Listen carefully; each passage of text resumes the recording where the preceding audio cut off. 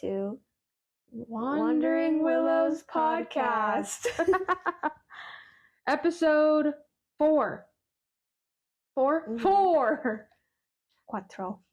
Of the Gentile and Apostate series that we're doing right now. What did we cover, Maddie? We covered Joseph and his many color, his coat of many colors. Oh my god. What chapters are those? I have to look. It's Genesis something. Genesis 37 through 50. It was kind of a breath of fresh air from, at least for you, previously doing like the mental gymnastics. Yes. Like it's just kind of like a fun story. Like it's not fun, but it's that's not the right word, but it's lighter. Yeah. A little bit, like not so much murder and floods and stuff. Yeah. And it's just a story of Joseph and how he dealt with what he needed to deal with. Mm-hmm. It's pretty nice. Yeah. But before we get into that stuff, how's life been? We kind of haven't seen each other for like a month, actually. Yeah. Been good. I've just been gardening a lot. Guys, this is the coolest shit ever. I should put a picture. She grew all that garlic. She grew so much garlic, which you can see on her YouTube channel. Oh, yeah. Right? You vlogged about it? Yeah, well, I haven't posted the video yet. Okay. But I'm gonna do a video of everything I harvested in the beginning of summer. Oh, that'll be out before this is out. So yeah, it'll be out. It's the coolest thing ever. So I reap the benefit of that too. She gave me garlic. You gave me a peach. Right? Yeah. Peaches already. Zucchini. Yeah, the squash is going crazy. And then potatoes. Oh, yeah. Oh, that was so fun. Because I never harvested potatoes before. And this is the first time I've successfully grown them. And it was so fun. That's so cool. It's like a treasure hunt, yeah. She said. And it's like you feel around the dirt and all of a sudden you feel one. Like, that's so exciting. Did you record that for your vlog? No. But I will because I have a lot more to harvest. Oh, yay. Okay, good. Yeah. So cool. So I get to take that all home and make dinner. I'm so excited about it. And guys, if you have the means to grow your own like zucchini, do it because it tastes so much better. Does it? It tastes like, because all I do is I'll saute it in like oil and just like a little bit of salt. Mm-hmm. And it has like this buttery taste. Ooh, I'm excited. Yeah. So you have to tell me if that's what you think too. I'll keep expectations low. Yeah. But I'm excited. Yeah. I think I gave you good ones, so. Just the freaking fact that she can grow her own food blows my mind. Seriously, though. That's the coolest thing I've ever seen. Thank you. It's such a fun hobby for me. Like, I don't know. You get to feed yourself. Yeah. That's so cool. Yeah. And then you freeze it in your, like, extra freezer, right? Mm-hmm. I'll freeze some of it. We'll eat some fresh. I give stuff to neighbors and family. And it's actually funny because I started putting like a crate of extra produce that I have outside and just say it says free produce from our garden, and people have been taking it. And then sometimes like in the afternoon I'll bring it back inside. But one day a group of like, I want to say they're probably like in middle school, they came by on their scooters and knocked on the door and was like, "Do you have any squash left?" Wow. And I was like, "Oh my gosh, I think I have one left." And so I went and got it for them, and I also gave them a head of garlic. And I was like, "What are you guys going to do with this?" And they're like, "Oh, our grandma wants it to cook with it." That's so cute. Yeah. And then I've seen them a few times come by and take stuff from the bin. And so it's just like so nice that like other people can enjoy it and, dude, you know, maybe not have to pay for it, you know? That is so cool. Yeah. That is a aspect of community that we all miss. Yeah. I love that for you guys, truly. Thank you. Oh, it's really fun. Cool. And Kai's gonna build like a little stand for it. Oh, that's so cute! Because like it's kind of when it's out in the sun, it like gets hot and gross sometimes. So we're gonna like build like a little stand and shade for it. And then I love that the grandma's getting the kids involved. Yeah. And they could be excited to go see what you have for the day or the week or whatever. Yeah. I think it'd be cool, like, once I get better at it and once our garden evolves more, I could do like garden tours. $5. Donations accepted. That's so cool. Well, then I feel privileged to get the tours ahead of time. Mm-hmm. Because I get a tour every few months. You'll show me what you've newly planted and what's growing and stuff. Mm-hmm. And then Kai's always putting trees in. Yeah. So I get to see the advancements every time. Mm-hmm. You said you're growing edamame? Yeah. Oh, I gotta show you the edamame flowers. Oh, yeah. They're so cute. Oh, really? Yeah. Another fun thing about gardening is seeing all the different flowers of like the vegetables. You don't get to see them in the grocery store. Right. And they all have different flowers. Oh my god. And the edamame flowers are so cute. Hello. But yeah, I've just been keeping busy with that and like physical therapy. But I'm done with that now. Oh, yeah. So just exercising, trying to stay healthy. It's hot here now, too. Yeah. Not much to do outside. Well, I mean, you still have to go outside all the time, huh? Yeah, usually I do stuff in the morning and evening. And if I have to, I'll be out there for a few minutes in the afternoon. What about you? What do you have? You've been up to a lot. Dude, I don't know. It's so much. Yeah, work's been still stressful because, I mean, it's an audit. It doesn't just get better over a week. It takes a while. So that's been a thing. I had a weird health problem for like a month while we haven't seen each other, but that's slowly getting fixed, thankfully. Like some kind of dizzy vertigo thing. I don't know. My cousin just graduated, our baby cousin, the last one of our little grandkid. 5 of us finally graduated high school, and we celebrated that. That was insane. Just like the new era that we're in. Yeah. There's no more babies in our family. If anything, now the babies are going to be having babies. Not him, I don't think. Or you? Not me. One. Just one. Just one so far. Yeah, that's kind of it. Life's a lot. Went to LA. Oh, I forgot. Yeah, I went to LA for a concert, the Tomorrow by Together concert, and it was fun. Although that health problem kind of made it a little crappy at first, I made the most of it. Oh, it died. So what are we talking about today? Today we are going to be talking about Joseph and his coat of many colors. Oh. Okay. I titled this slide, The Joseph to Slavery Pipeline. Or to be more accurate, it would be The Joseph to Slavery to Royalty Pipeline. Okay. Okay. Have you ever heard of Joseph and his many coat of colors? No. Okay. I don't know who Joseph is. Okay. This is a very popular story. Oh, At really? least, when growing up, it was taught regularly, like a lot.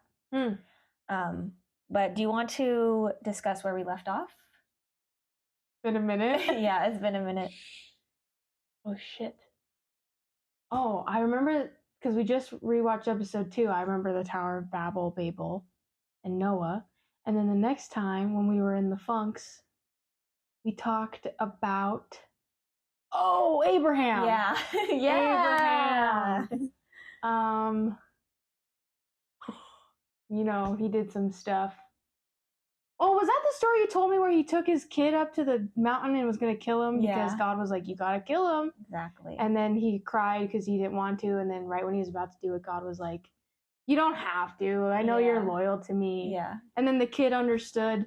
Mm-hmm. Yeah, okay, that was weird. That was part of it. That wasn't all of it, though, No. right? We kind of just did a whole summary of Abraham's life. I guess I should have reviewed it too, because I'm not sure what we covered. If they even... Oh, remember Hagar? Oh, and the wife and the Yeah. sister fakeness or something, Yeah. and wanting to get power by faking that it was just his sister and not his wife or something. Yeah. Pharaoh. Uh-huh. Egypt, yeah. And then wasn't there like the 2 angels who wanted to come and kill or... Oh, we went over Sodom and Gomorrah. Yeah. Yeah. Yes. And they wanted to come in like his daughter or something? No, the people of Sodom wanted the visitors, the angels, so that they could them. And then Lot was like, how about have my daughter Lot! instead? Yeah. And then they burned the whole city or some shit, right? Well, God did, yeah. Yeah. He destroyed the whole city. And he said, don't look back. Yeah. But she looked back. Lot's wife. Don't look back when you walk away from it. But then she does. Yeah, and then she turns into a pillar of salt. Yes. That was fucked up. Yeah. Yes. Okay. I remember it all now. Yeah, it's coming back to me too. Okay. We're going to be skipping a few generations. Okay. And a lot does happen in that time. But I kind of just wanted to go over Joseph's story because I feel like growing up that was like the more important story. So you're saying this is a commonly known story? Yes. I obviously know in Christianity. I mean, it would make sense why you wouldn't know it. Fair. I dated a Joseph, so people would always be like, "Oh, that's a Bible name," but then I don't think I ever heard why or what. Did you know Rachel is a Bible name? You're just kidding! I knew it was Hebrew. And so I guess I will go over what I thought about this story growing up. Yeah. A very specific part was taught that I remember. It was taught repeatedly. Like it was a story that was cycled through the years. To teach you a certain type of lesson? Probably. Okay. And then I also remember doing a specific craft in Sunday school when learning about this. Like I have it in my memory. It was like a little, like, you know that material where it's like, it's not felt, but it's like foam felt, like foam paper. It was made out of that. It was like Joseph, and like he had his coat that we made was we put ribbons as his coat. Oh, of many colors. Yeah. Okay. Just kind of just was a story, you know. And have you since? I mean, we'll probably cover it at the end, but have thoughts about it now that differ from then? I actually really like this story. Oh, okay. It's very story forward, if that makes sense, and like I feel like you won't be trying to like make sense of it, you know, like it's like more fun. It's like a sad story, but it's like kind of sweet at the end. And I'm open to it. Yeah. Okay, let's jump into it.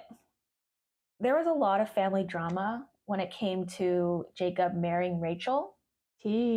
And so Jacob is actually married to Rachel's sister as well, Leah. Okay. And Jacob has children with her, Rachel, and a few maidservants. Okay. But Rachel is Jacob's favorite. Because he wanted to marry her initially, and then her dad tricked him into marrying Leah. First? Yes. Oh. So that's like a whole thing. Okay. That's what happened. That's some family drama. Yeah. Okay, so when Joseph was born to Rachel and Jacob, because he was born to Rachel, from Rachel, his favorite wife, Joseph quickly became Jacob's favorite. That makes sense. Yeah. Out of 12? Yeah, so he obviously had like a lot of kids, right? 12 sons. And so he had a lot of daughters too, but they don't matter. They're not mentioned.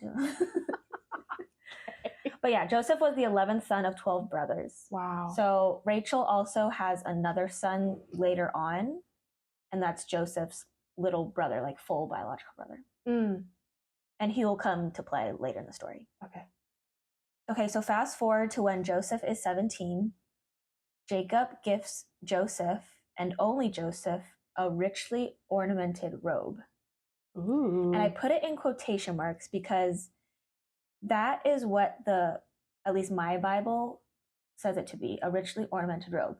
However, growing up, the story was called Joseph and his coat of many colors. Or people also refer it to Jacob's rainbow coat. But in the Bible, it never says anything about rainbows or like colorful coat, just like richly ornamented, which maybe meant colors. I don't know. What's ornamented? Just like decorated? Yeah. Oh, okay. I just thought that was interesting. That it differs? Yeah. Or like there's no mention of colors. So like how do we know it was a rainbow coat? I don't know. Maybe in like different translations. I don't know. Just like a little interesting thing that I noticed.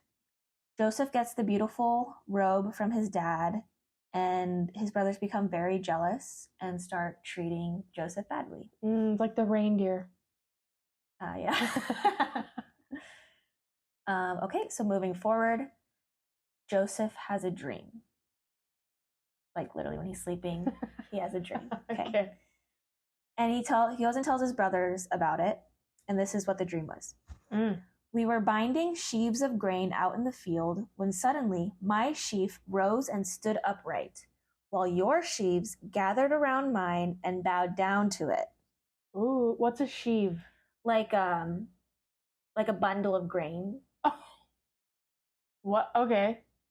Yeah, so when growing up, when I pictured this in my head, I literally just thought of like animated like bundles of grains like coming around and just like bowing down, like just like an anime. Like, and it has no face or nothing. It's just literally grain. Yeah, like a bundle of grain because they're farmers. So. Okay. And then, sorry, the rest who bowed down to him? His brother's sheaves of grain. Okay.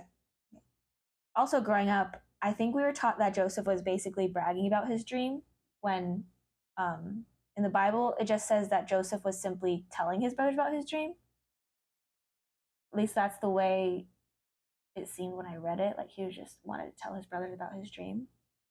Either way, though, his brothers obviously took it the wrong way and became even more hateful towards him and can now only say mean things to him. Yeah.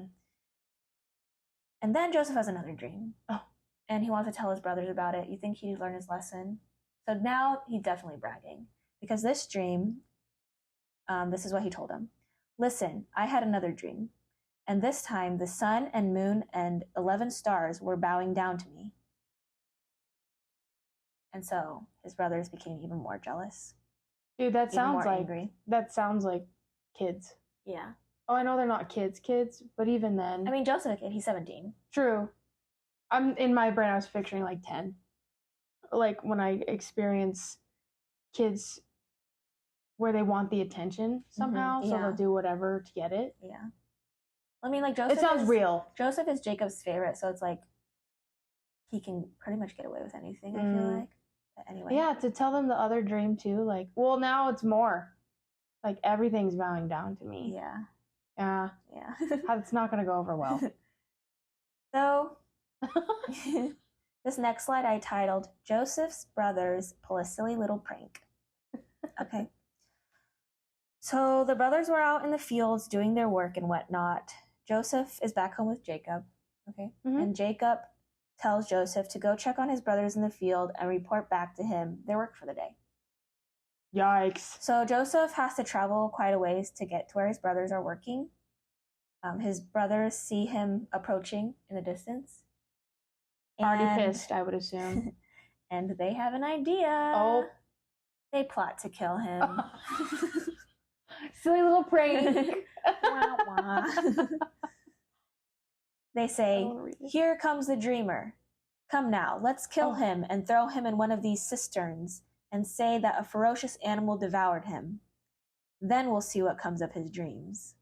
Ooh. So, do you know what a cistern is? No. I didn't either. Like, I kind of figured it was like something, I thought it was something like to feed animals or something. Yeah. But it's actually kind of like a well, except for rainwater. So, like, it's like something that they build into the ground to collect rainwater. So it's deep. Okay? But it's not like quite like a well. But then Reuben, he's the oldest son, the oldest brother. I think that maybe he felt like he was responsible for Joseph, so he intervenes. And he basically says, "Hey guys, let's not do this. Just throw him in the cistern and desert him, but don't kill him." And so Reuben says this so he can go save Joseph later on and bring him back to his dad. Okay, I was going to say. So W. Reuben. So instead of killing Joseph, they strip him of his robe and they throw him into the cistern. Okay. And while the brothers are having lunch together, they notice a caravan is about to pass. And guess what? Judah, another brother, has an idea. He's like, hey guys, Reuben's right. We shouldn't kill Joseph. After all, he is our brother. Instead, let's sell him to the Ishmaelites, the caravan who is passing. And so they sell him to the passing caravan for 20 shekels. Damn! And I did a quick Google search of what 20 shekels would equal now. Mm-hmm. It was like over $200. Whoa. Yeah, but it was a quick Google search. And I got it from answers.com, so I don't know how they got that. Just sell your brother for $200. It's fine. Yeah. Wow. So Reuben realizes Joseph is missing, and he's like, shit. So he comes up with a cover-up, and him and the brothers dip Joseph's robe, like they tear it apart and dip it in like animal blood. And they bring it to their father, and Jacob assumes Joseph must have been eaten by a ferocious animal. Oh no. And he mourns so hard that no one can console him. Damn. Okay. I don't have many thoughts yet because, it is a story. Yeah. You're going to tell me what happens, so. Okay. This slide is the rise of Joseph, and then the fall, and then the rise of Joseph again. Just keeps coming back. Okay. So the brothers sold Joseph to the caravan of Ishmaelites, and the Ishmaelites sold him to, I don't know if I'm pronouncing this right, Potiphar. Okay, Potiphar is the captain of Pharaoh's guard. That same Pharaoh? Pharaoh is just like the king of Egypt. Oh, okay. So probably a different Pharaoh. Soon enough, Potiphar realizes that Joseph has favor with God because God was with Joseph and blessing him and Potiphar's household. So Joseph got a promotion to steward, or basically Potiphar put him in charge of all matters of his house. So he was like the house manager. So even though he was sold to be like a slave or something, he convinced the Pharaoh like, oh no, I have this favor with God. God loves me or something. Yeah. So he's like, oh, maybe you're useful. I'm going to promote you instead. Yeah. Well, Potiphar saw that, since Joseph has been here, like everything good's been happening, and he saw that Joseph was very intelligent and stuff, so he gave him a promotion. Sorry. So things are going good for Joseph, great even, until Potiphar's wife enters the picture. Ugh, a woman. Oh my God, these women. Of course, a woman has to come in and ruin everything. That's all they do, right? So, basically, Joseph is hot. Okay. The Bible describes him as well-built and handsome. Oh, the Bible? Yeah. And Potiphar's wife took a liking to him. Oh, snap. And was like, hey, kid, sleep with me. And Joseph was like, no way, Jose. I'm not going to betray Potiphar like that. Ooh, loyal. If you think I'm going to betray Potiphar like that, you're crazy. But day after day, she persists, and Joseph keeps rejecting her. Then one day, Potiphar's wife finds herself alone with Joseph in some room. They're just by themselves. All the servants are gone. And she comes on to him once again, and once again he rejects her. And as he's turning away to leave, she grabs onto his cloak and she rips it off him. But he leaves without his cloak. Uh-oh. Okay. And when he leaves, she's angry, right? Like she got rejected again. And so she can reject his a lot. She has an idea. Uh-oh. She screams bloody murder and accuses Joseph of trying to sleep with her. And Potiphar, obviously, when he finds out, gets angry and throws Joseph into jail. What do you think of Joseph so far? You like him?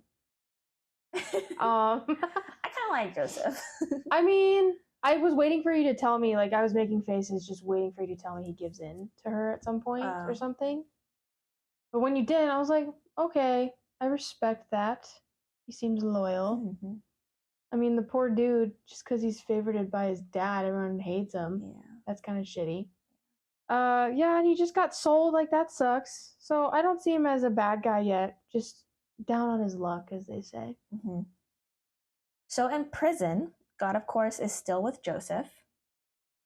So the prison warden actually really liked Joseph and put him in charge of all the other prisoners. Okay. He seems very likable, this man. Yeah. He's a charmer, Joseph. So Joseph is getting a lot of managing experience under his belt at age 17. Or shit! I don't know how old he's at this point. But Still young, though. Yeah, he's young. And sometime later, Pharaoh ends up throwing two of his officials, the cupbearer and the baker, into prison. Not the baker. Yeah. Because he was angry with them for some reason. Bad bread. Yeah. So after they were in prison sometime, they both had dreams the same night and were sad because they didn't know what they meant. Okay, so Joseph notices this because obviously he's an empath. Yeah. He has dreams too. Yeah. And he's like, hey guys, well, today is your lucky day because I just so happen to interpret dreams. Oh. So the cupbearer goes first. The cupbearer goes first and tells Joseph his dream.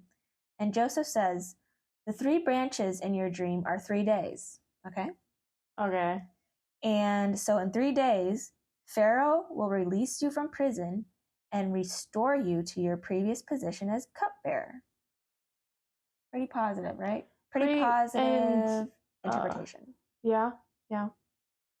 So the baker was like, sweet, do me next. Uh-oh. And so the baker tells Joseph his dream, and Joseph says, the 3 baskets in your dream are 3 days. And so in 3 days, Pharaoh will release you from prison and will hang you. Oh. And the birds will eat your flesh. Oh. That's a different turn of events. Yeah, isn't that sad? Oh, damn. Why the poor baker? I know. Also, who is this guy? Interpreting dreams and shit. You're just like a psychic now? Oh yeah, and when he interpreted the cupbearer's dream, he was like, okay, so when you get out of here in 3 days, make sure you tell the Pharaoh about me so that I can get out of prison. Because the Pharaoh didn't throw him in jail. Potiphar threw him in jail, right? So the cupbearer did end up getting released in 3 days. No way. And the baker was hung in 3 days. No way. Yeah. And the cupbearer, when he got out, he forgot to tell Pharaoh about Joseph. So he didn't get out. But fast forward 2 years later. 2 years? Pharaoh has a dream. Oh. Okay? And he was very disturbed about this dream because he couldn't interpret it. None of his magicians could interpret it. None of his should I record him? Yes.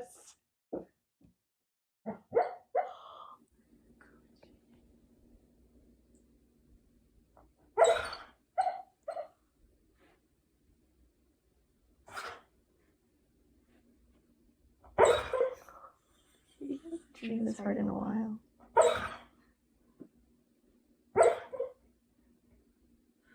I hope it's a good one.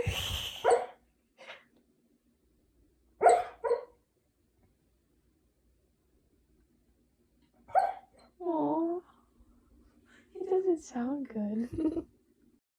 Mia's probably attacking him. And can you interpret that?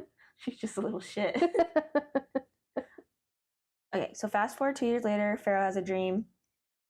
And all his magicians and all his wise men just couldn't for the life of them figure out what these dreams meant. Why do they put so much meaning on dreams? I don't know. I hope that's not fucking true. I have some really weird dreams. Me too. That I hope have no meaning behind them. Please. Sometimes I think they do, and sometimes I think it's just like your subconscious trying to make sense of your conscious. Yeah, not like a predictor of what they need to do eventually. Just like making sense of your life. Yeah. But I hate that he was right. Damn. Okay. And then the cupbearer hears about this, and he was like, oh shit, Joseph. Light bulb. And so he tells Pharaoh about Joseph, and Pharaoh is like, well, get him up here, get him up here. Mm. And so Joseph basically tells Pharaoh that the 2 dreams he had meant the same thing. So he had 2 dreams. Oh. And it's God telling him that there will be 7 years of plentiful, bountiful harvest in Egypt. And then, after those 7 years, there will be another 7 years of famine in Egypt. Ooh. So Joseph was like coming up with a plan on the spot, like, we got to do this, we got to do this. and then Pharaoh was like, OMG, you're so right. Let's get this going. And because you seem to be tight with your God, you are now in charge of my palace. Wow. Oh, whoa. Okay, wow. This man. So again, more managing experience, True. His resume is real good. Yeah. So during the 7 bountiful years, Joseph stored so much extra grain that he stopped keeping track of it because he's like, there's just so much grain. Wow. So he's like planning for the famine that's coming, right? And then the famine came and people would go to Joseph for grain, like from all over, like even outside of Egypt. Okay. So Joseph rises again, mightier than before. Okay, so this slide is Joseph reconnects with the fam in a famine. So the famine is not just in Egypt, but also hits the surrounding lands too, including where Joseph is from, Canaan. So Jacob is like really mean to his other sons, I feel like. Yeah, because during this famine, this is what he says to them. Oh no. When he learns that there's grain, like extra grain being sold in Egypt, he was like, why do you just keep looking at each other? I have heard that there is grain in Egypt. Go down there and buy some for us so that we may live and not die. Like, he's just kind of rude, Yeah. Demanding. Strict. Rude. Yeah, he just doesn't really like his other sons. I feel like. And then, damn, what are those girls getting treated like then? Absolute scum. I don't know. I mean, they're not even mentioned. I mean, they're probably just waiting to be married off, Oh, yeah, they just go sell them off. Yeah. It's bitter. Okay, so the brothers make the journey to Egypt, and when they arrive, they do not recognize Joseph. Oh. But Joseph recognizes them. Oh. But when Joseph recognizes them, he treats them a bit harshly and accuses them of being spies and scoping out the land for weak spots. And the brother's like, no, me lord, we swear we're honest men.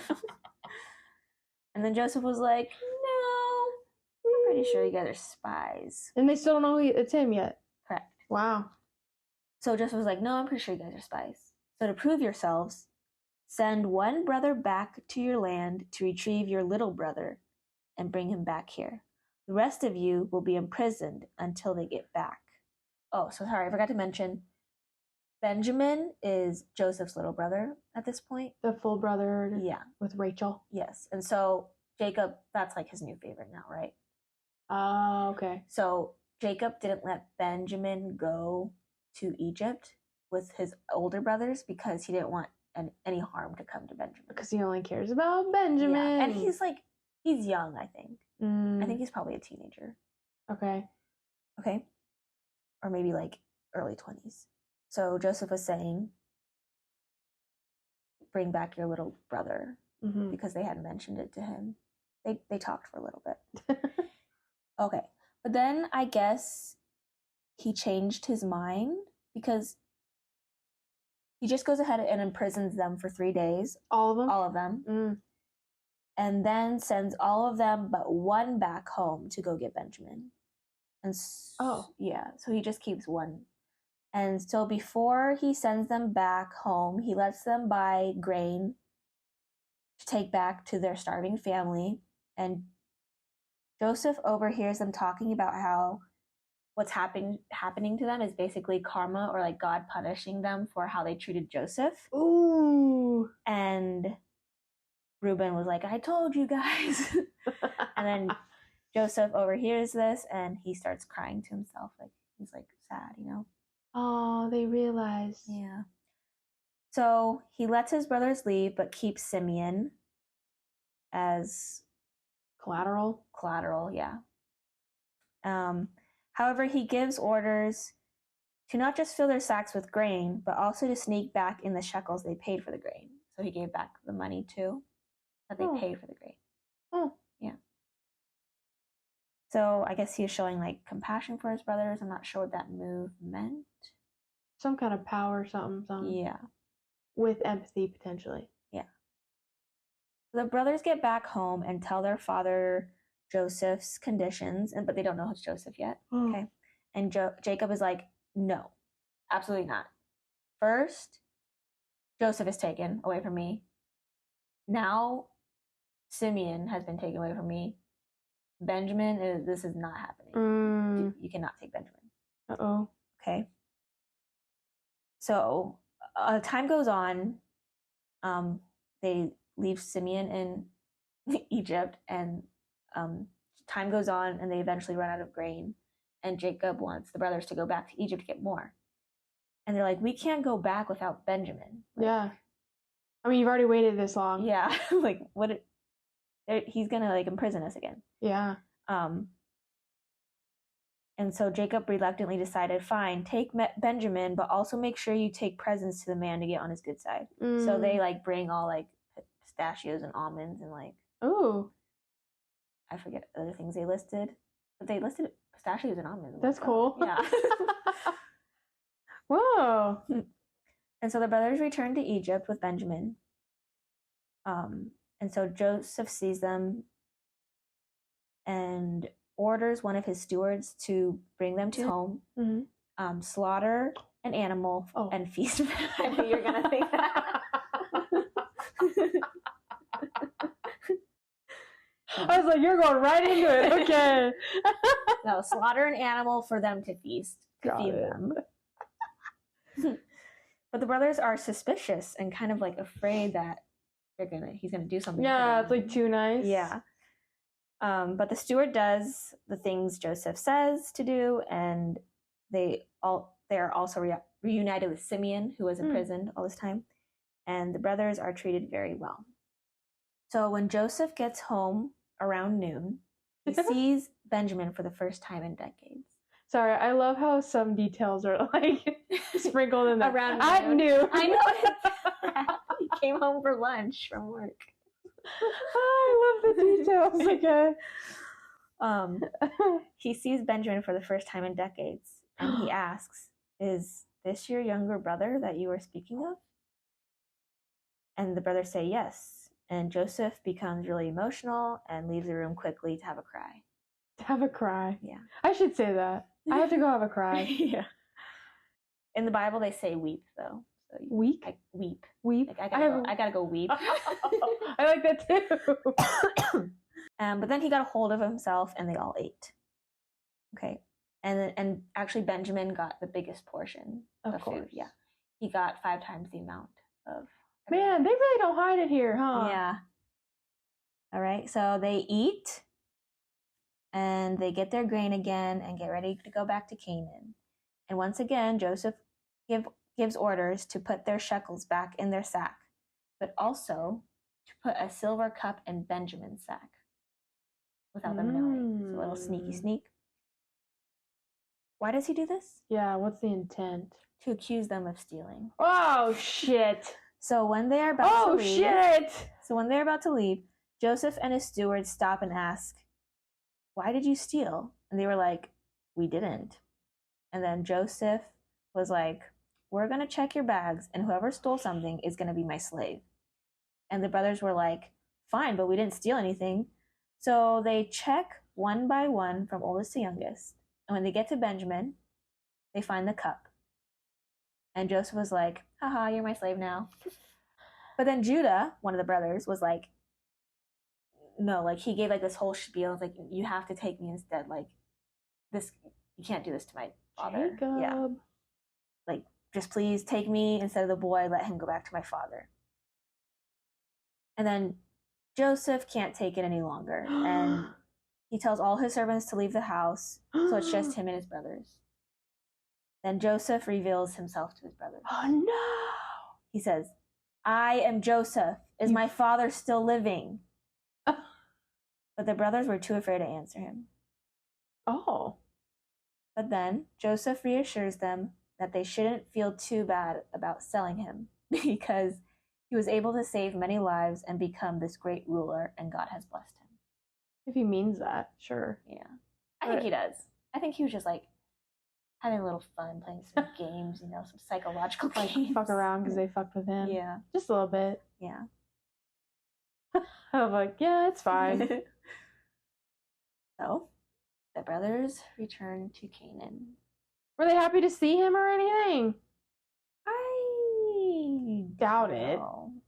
I mean, they go back to Canaan and tell their dad Joseph is alive. So I think they're probably happy that he's like rich and powerful. True, yeah, and excited for their father, who they feel the need to validate, and but maybe also afraid because they sold him, and so it's like, is he gonna do anything? And he has more power than them now. Yeah. What's gonna happen? Yeah. Do they go? Sorry, when they go back to tell Jacob, where's Benjamin? With them. Oh, he goes back too? Yeah. Okay. So it really was just a silly little prank. Yeah. Like, you're not my slave. Yeah. Okay. So they tell Jacob that Joseph is alive. He doesn't believe him at first, of course. Of course. But he actually sees Pharaoh actually met the brothers, and he was like, oh, I'm going to send all this stuff back with you, like all these gifts, and I'm also going to send, I don't know what they're called, like trailers, like carts, so that you guys can all come back to Egypt and like a caravan and live here. Yeah. So, and Pharaoh also gifts them a plot of land in Egypt, so they can all come back and live near Joseph. Damn. Yeah, this Pharaoh's awesome. Sounds like it. And so Jacob sees like all this stuff, and he's like, oh, Joseph, I have to go see Joseph before I die. Okay, so when Jacob goes to Egypt, he takes all of his family, which is like 60, 70 people. Oh, the AC went on. Oh, okay. So like he's taking everyone to Egypt with him. Wow. Yeah. And they're all going to go live there. And they settle in Goshen, which is a part of Egypt. So Jacob and Joseph reunite. The reunion. And it was very emotional. Joseph like flies into his arms, and he's like just crying and hugging him. Papa. Very emotional. They wept. Yes, they wept. And so Jacob stayed in Egypt for 17 years before he died. Before he dies, he blesses all his sons one by one. And it's kind of funny because when you're reading it, all the blessings are so short, but then Joseph's is so long. Does he even give a fuck about Benjamin anymore? Like, I got my Joseph back. I don't give a shit. No, he does like Benjamin still. Benjamin and Joseph. It goes like Joseph, Benjamin, and all that stuff. Yeah, for sure. So Jacob dies, and his sons travel back to Canaan to bury him because that's what he wanted. Lastly, after they bury their father in Canaan, Joseph and his brothers travel back to Egypt. And now that Jacob is dead, the brothers are kind of worried that Joseph will hold a grudge against him or them. But Joseph is a changed man. Okay. He reassures them and says, don't be afraid. Am I in the place of God? You intended to harm me, but God intended it for good, to accomplish what is now being done, the saving of many lives. So then, don't be afraid. I will provide for you and your children. So he spoke kindly to them. Okay. I'm hopeful. And that's it. The end. Oh, okay. All's well that ends well, right? Oh. Yeah. All's well that ends well. Am I right? Okay, I thought you were that. They say one thing, they do another, but no, it ended well. No, yeah. They all lived happily ever after. That's a nice, refreshing story. Yeah. See, I told you it's like very story for, and you don't have to like think about it. Think about it. It doesn't go into these big other things. It is the beginning of next story, though, which I'll mention in a second. Okay. But Joseph does eventually, he does die, and he tells his brothers, like, you will go back to Canaan. Like, our descendants will go back to Canaan eventually. So it's kind of like a foreshadowing. He made the best of it all, Definitely. And I probably would do the same thing as him. Like, if I saw the people who wronged me, even though I'm in a way better place now, it would be hard to not be a little cynical to some degree. Yeah. And he didn't go through with anything bad with it. It was just to like prove a point or for his own mental health. Yeah. And then he helped them all out and got to see his dad again. That's cute. Yeah. It's just like a sad but like kind of sweet story. Yeah. And I also hope all those brothers learned something too. Yeah. And maybe didn't need as much validation from their father to be happy. Yeah. Because that sucks for them. Like to have a favorite out of 12. Damn. Didn't even hide it. Didn't even give a shit. Yeah, that's traumatic. You know what my therapist told me? I don't know if I'll include this in here, but that the Bible is like a trauma narrative. Have you said that before? I think so. But I think that's pretty accurate. It's just trauma. Yeah. Or someone's trauma that they're telling. That's accurate. There's a lot of drama. Yeah, because it's like all like crazy toxic stuff, Yeah. I don't like they make the most of stuff, but are there any good stories? Like just purely a loving family did what they were supposed to do and died. Yeah. Nothing like that? Not really. Yeah. Maybe in the New Testament. Sounds very trauma-based. So this time around, I thought that I'd include why this story was important to the church I grew up in. Or like why is this story taught? Because I couldn't really remember why. So I looked it up. And there was a few things that we can learn from Joseph's story. Yeah, what? This website that I got these from listed 5. I'm going to list 3. Okay. Number 1, favoritism will cost us.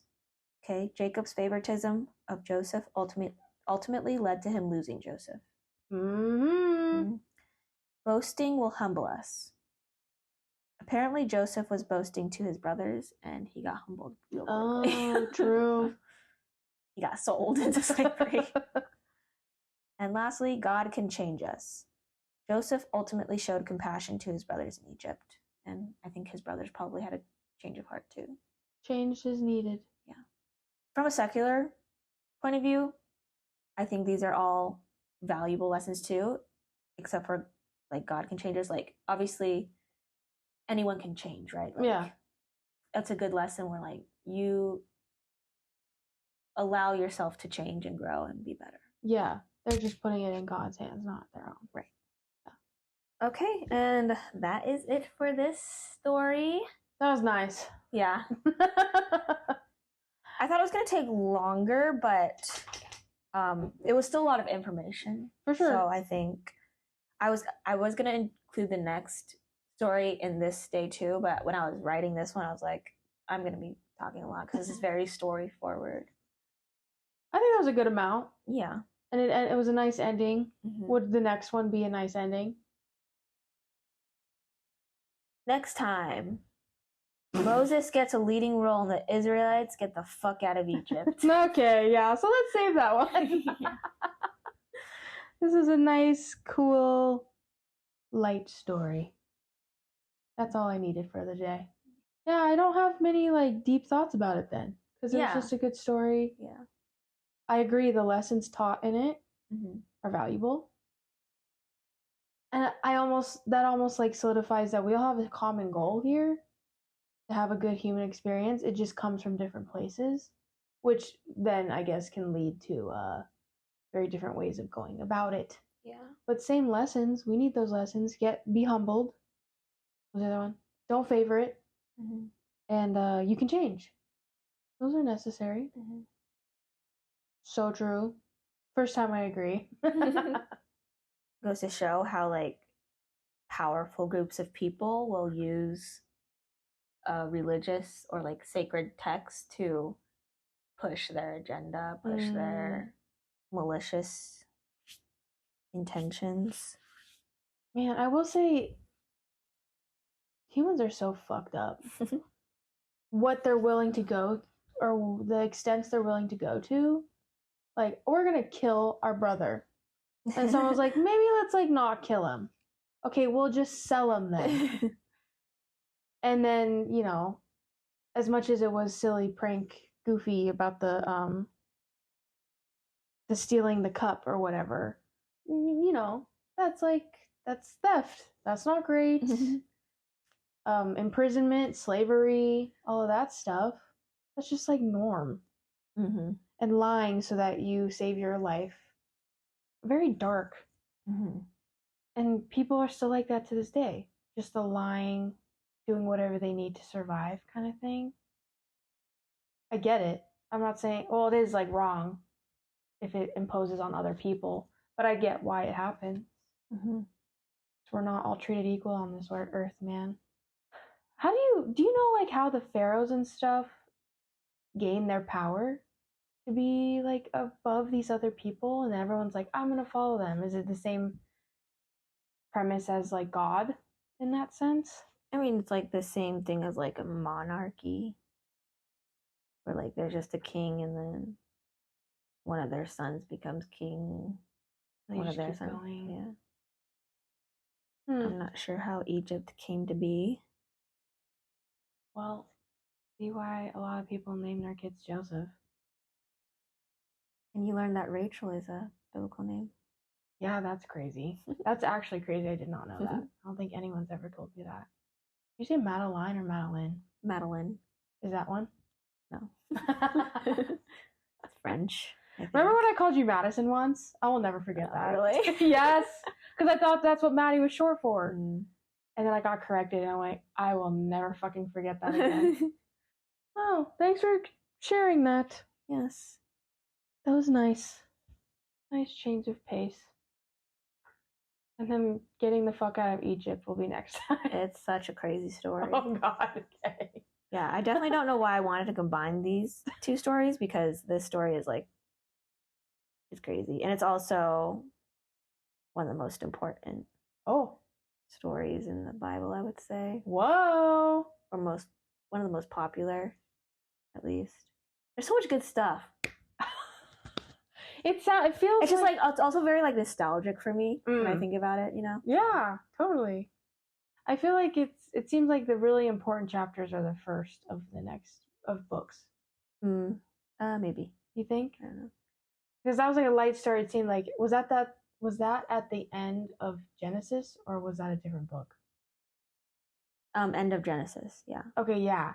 Versus the beginning, like, was so much info that was very important, and then you're saying this one's very important, and that seems like the beginning of the next one. Yeah. They put all the good stuff right at the beginning. Mm-hmm. Good meaning insane, like big. Right, yeah, like entertaining. Yeah, entertaining. And then after Exodus, or this one, I don't know if there's going to be any, like, I'm trying to think, any more, like, fun Old Testament stuff, like, after the Israelites story. Oh. I'd have to look, because not much is coming to mind. How much more is there after Exodus, then? Oh, so much. But it's, like, boring and, like... Oh. You know, you'll have to see... There's a lot of boring stuff. Yeah, you'll have to see if any of that boring stuff still matters in terms of, like, moving forward. Yeah. Like, to know. Yeah. But not worth it. Its own episode kind of thing. Oh, I just remembered a story. Okay, I'll have to include that. Don't forget, write it down. All right. So you said Exodus 1 through 12 is next time. The story of Moses and the Israelites. Keep on wondering. We'll see you next time. Bye, guys.